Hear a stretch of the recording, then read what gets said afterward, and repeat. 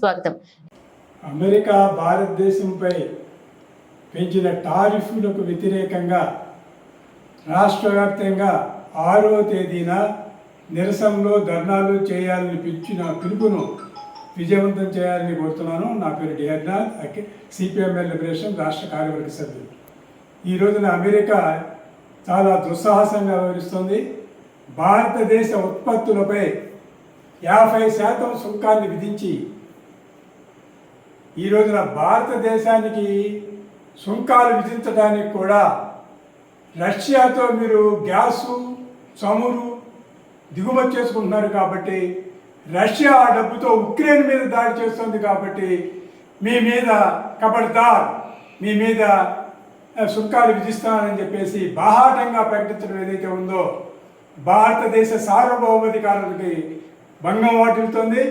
America సామ్రాజ్యవాద విధానాలకు వ్యతిరేకంగా ఈ రోజున ప్రగతిశీల వామపక్ష ప్రజాస్వామ్య శక్తులన్నీ కూడా ఉద్యమించాల్సిన సమయం ఆసన్నమైంది. ఈ రోజున భారతదేశంలో ఉత్పత్తుల మీద ఈ రకంగా దాడి చేస్తుంటే మరి స్వదేశీ జపం చేసే మోడీ ఈ రోజున మనం చూసుకున్నట్లయితే పత్తి విదేశాల నుంచి దిగుమతి అవుతుంటే దిగుమతి మీద ఉన్న 11% సుంకాన్ని తగ్గించడం కోసమని ఆయన ఈ రోజున అనుమతులు ఇచ్చాడు. ఇది చాలా దుర్మార్గమైన చర్య. రాబోయే రోజుల్లో పత్తి రైతులు ఎవరైతే ఉన్నారో తీవ్ర సంక్షోభాన్ని ఎదుర్కొనే ప్రమాదం రాబోతుంది ఆంధ్ర రాష్ట్రంలో. ఈ రోజున ఆయన చర్యల వల్ల, మోడీ చర్యల వల్ల భారతదేశ రైతులు ఇప్పటికే ఆయన వచ్చిన పరిపాలనా కాలంలో 1,50,000 మంది రైతాంగం ఆత్మహత్య చేసుకున్నారు.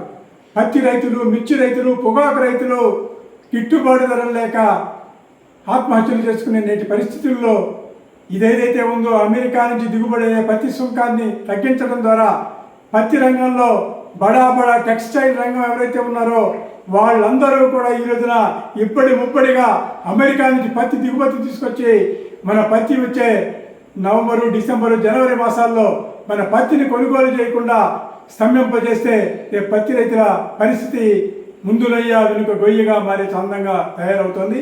వీటన్నిటి మీద కూడా 9 వామపక్షాలు పెద్ద ఎత్తున నిరసన తెలియజేయాలని నిర్ణయించాయి. ఈరోజు మనం చూసుకున్నట్లయితే ఎక్కువగా ఆక్వా, టెక్స్టైల్, గార్మెంట్స్ రంగాలు ఏవైతే ఉన్నాయో తీవ్ర సంక్షోభం రాబోతుంది. అలానే సముద్ర ఉత్పత్తుల్లో 40% ఏపీ నుంచి ఉత్పత్తి అవుతున్నాయి. ఏటా $2,000 కోట్ల ఆక్వా ఉత్పత్తుల ఎగుమతి ఏదైతే ఉందో ఈ రోజున దెబ్బతింటుంది. ఈ రోజున ఆక్వా రంగంలో ప్రధానంగా రొయ్యల రైతులు, అలానే చేపల రైతులు కూడా తీవ్రంగా సంక్షోభంలో కూరుకుపోయే పరిస్థితులు ఉన్నాయి. అలానే ఆక్వా, టెక్స్టైల్, గార్మెంట్స్ రంగాల్లో చూసుకున్నట్లయితే అనకాపల్లి, సత్యసాయి, గుంటూరు, పల్నాడు జిల్లాల్లో ఉన్నవారు కార్మికులు చాలామంది ఉపాధి కోల్పోయే దుస్థితి రాబోతుంది. ఈ రోజున అమెరికా వీసా నిబంధనలు కూడా చాలా మార్పులు జరిగినాయి.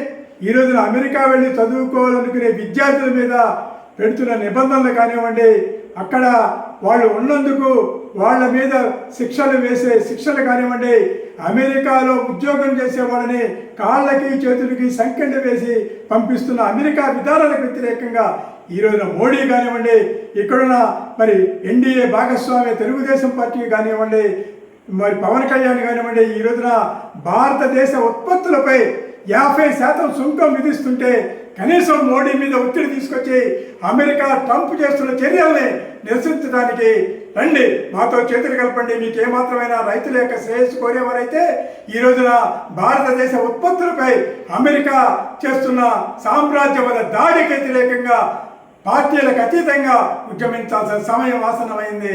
ఈ రోజున సామ్రాజ్యవాదానికి తల ఒగ్గే మరి స్వదేశీ నినాదం ఇస్తున్న మోడీ చర్యల్ని ప్రతి ఒక్కరూ ఖండించాలని విజ్ఞప్తి చేస్తున్నాను. నా పేరు డిహర్నాథ్, సిపిఎంఎల్ లిబరేషన్ రాష్ట్ర కార్యవర్గ సభ్యులు, సిపిఎంఎల్ లిబరేషన్ జిల్లా కమిటీ సభ్యులు చాట్ల బాబురావు, అలానే చాట్రాయి మండల కార్యదర్శి వెంకటేశ్వరరావు ఇక్కడ ఈ కార్యక్రమంలో పాల్గొనడం జరిగింది. రేపు 6న జరగబోయే రాష్ట్ర వ్యాప్తంగా జరిగే ట్రంప్ సుంకాలకు వ్యతిరేక ప్రదర్శనలు జయప్రదం చేయాలని కోరుతున్నాను.